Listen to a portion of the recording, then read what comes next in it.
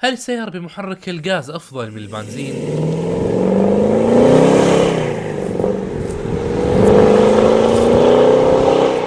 السلام عليكم ورحمة الله وبركاته.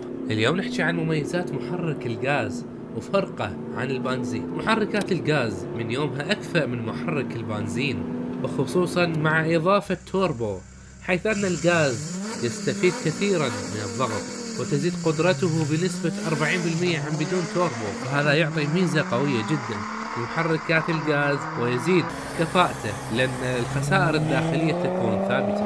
إيجابيات محرك الغاز كالتالي: أولاً، عزم عالي بسبب نسبة الانضغاط العالية ومعدل ضغط الإسطوانات العالي. وثانياً، الطاقة الكبيرة في الديزل 93.6 كيلو جول باللتر الواحد مقارنة ب 33.7 كيلو جول باللتر الواحد، أي ما يقارب زيادة بخمس الطاقة عن البنزين أو 17% وكسور للتأكيد. عمره الطويل،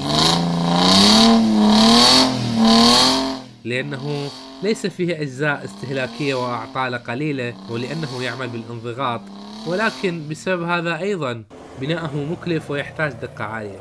اقتصادي جدا بالنسبة للبنزين بسبب نسبة الانضغاط العالية وكفاءة وكثافة الغاز وطريقة الحقن.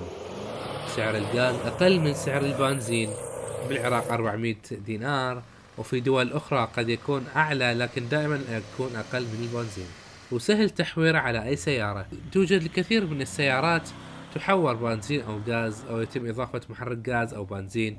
حتى في أمريكا يستخدمون محركات الكومنز على السيارات والشاحنات في الأغلب، وبعض التحويرات الرياضية لبعض السيارات الرياضية، حتى يحصلون على اقتصادية، دلعة قوية وسرعة قوية وعزم مذهل من محرك الغاز.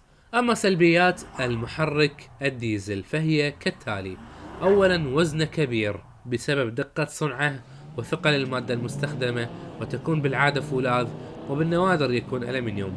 تكلفة صيانة أعلى، تكلفة صنع أعلى، فالسيارة الديزل في أمريكا تكلف ما لا يقل عن 10,000 دولار زيادة عن نظيرتها من البنزين. يعني إذا مثلا أكو تاهو أو سوبر بنزين وأكو سوبر غاز، فخيار الغاز يكون أغلى بما لا يقل عن 10 أو 15,000 أو 20 دولار، وأوضاع أكثر.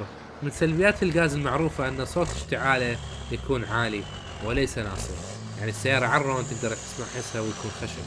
لكن للأمانة توجد بعض الشركات التي أبدعت في صناعة محركات الغاز الصغيرة بأصوات جيدة وجميلة، مثل شركة أودي. الديزل محرك مناسب جدا لسيارات السفر والطرق الطويلة، أعطاله قليلة وعزمه عالي، وممتع جدا في القيادة داخل المدينة بسبب عزمه العالي، وأداءه يتحسن في الجو الحار عن البارد، وجو العراق معروف بالعموم حار وبارد. وأنا شخصيا متعجب أن سواق الطرق الخارجية في العراق لا يستخدمون سيارات الديزل، عدا ستاركس والشاحنات الكبار، وسامع سابقا كان اكو مرسيدس ديزل توصل بين المحافظات.